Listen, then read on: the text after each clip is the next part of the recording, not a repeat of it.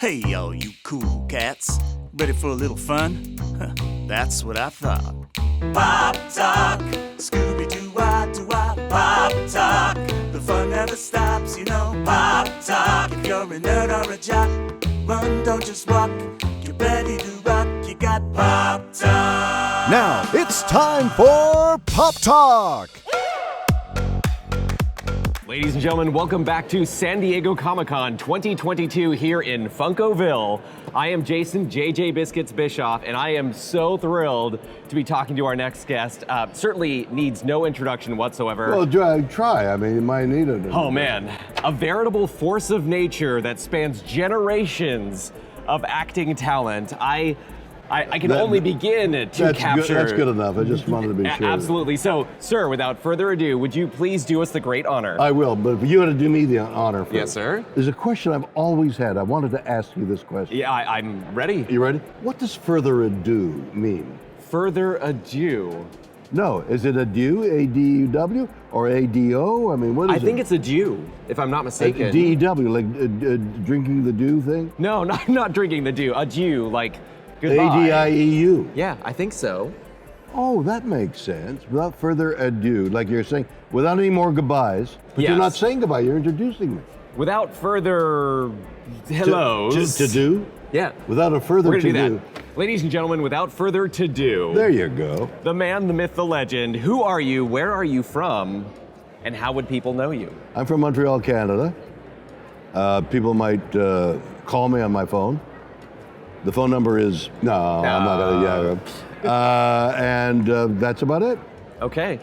Well, Mr. William Shatner here is, again, a veritable force of nature. And I would love to ask you some very Montreal-specific questions first, because my family is actually from Montreal. No kidding. Well, Yeah. Montreal's my home city, and I love Montreal, love Canada. All right, Mr. William Shatner, what is better, poutine or smoked meat? That's such a simplistic question. You Is need it? something more compound. Yeah, poutine is like just the cheese and a thing, and it's just kind of a new invention. Smoked meat. I respect your opinion. No, you don't understand. You don't have any look of awe in your face. When I say smoked meat, you know, they call it pastrami here. Yeah. But smoked meat, the Montreal smoked meat is, I used to have it shipped down for cast. We'd have cast party on something I was doing. I'd order smoked meat from one of the great delis in Montreal. I lived in Vancouver as well, and they have stores. They sell Montreal smoked meat, and the other thing you haven't mentioned is the bagels. Oh, yeah. The bagels. It's different. Montreal bagels are a whole other... Well, they boil it, Yep. and then they bake it. Yeah. So if you had a Montreal bagel and smoked meat, you're like, that's it, man. Can we get this guy a snack? Yeah. I think he's not a snack. Can you like smoked meat from Ben's? You heard it here first. Ben's is the place to go. It was. I think Ben's gone. I think Ben got smoked. Typically, we love to start these things off by Yes. inviting our guests to create a pop person of themselves here on the spot. Okay, So let me deal with that. yeah. Okay, so there is a Funko Pop doll of Captain Kirk. There are several. Right, but there's a one that's smaller. It's like when I go and sign, like here, and I go sign, it's always that Funko Pop doll. I mean, it's certainly like an ultimate collector opportunity. But you know, I mean, here, look at it. No, oh dear.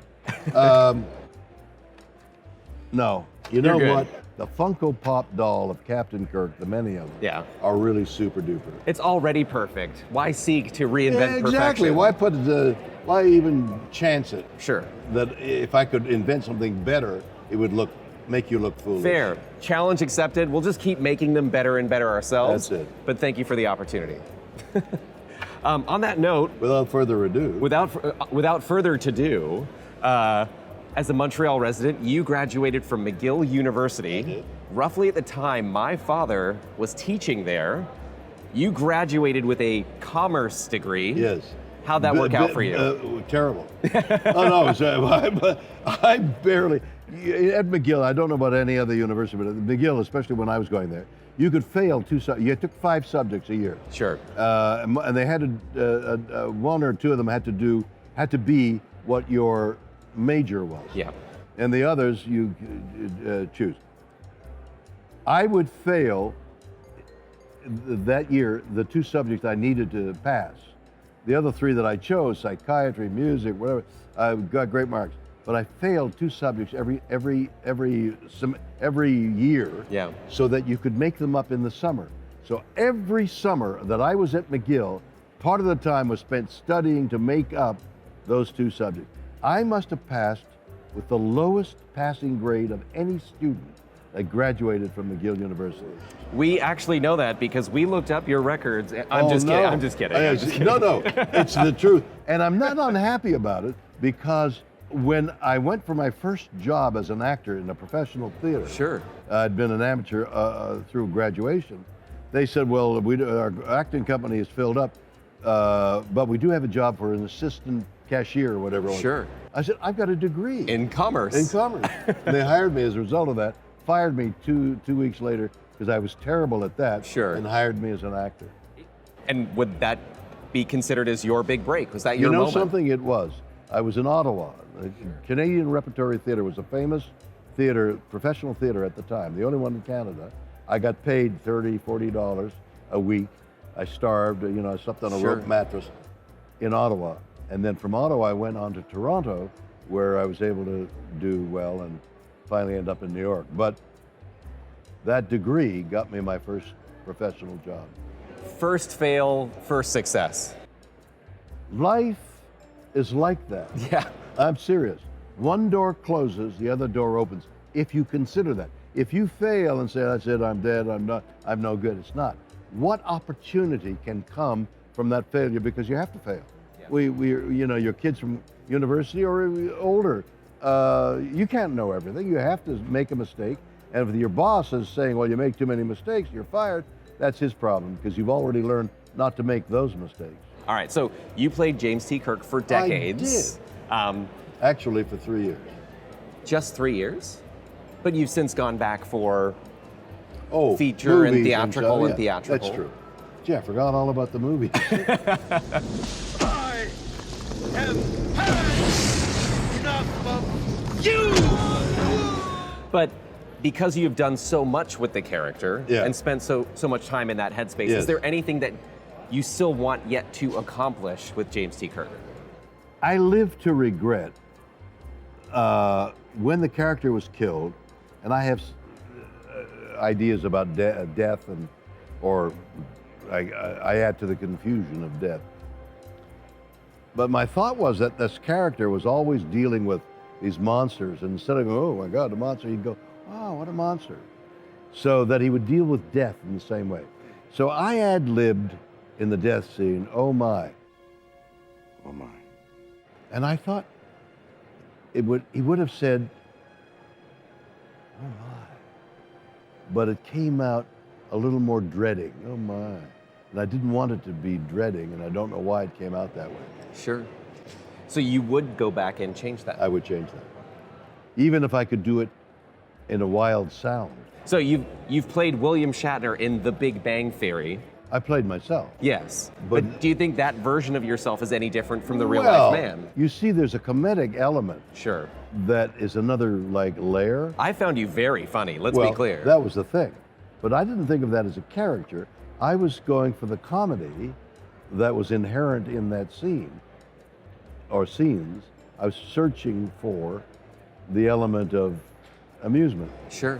And so that Shatner recognized that and was aware. So you found the funny, but it's not unfaithful. That's correct. Okay, fair. We'll take it. We'll take it. What is something that you wish more of your fans knew about yourself? I've been in all those gossip papers and everything, one reason or another over the years. Sure. Fans know too much about me. I would take some of that back. Clawed back. Yeah, claw a headline here and there back.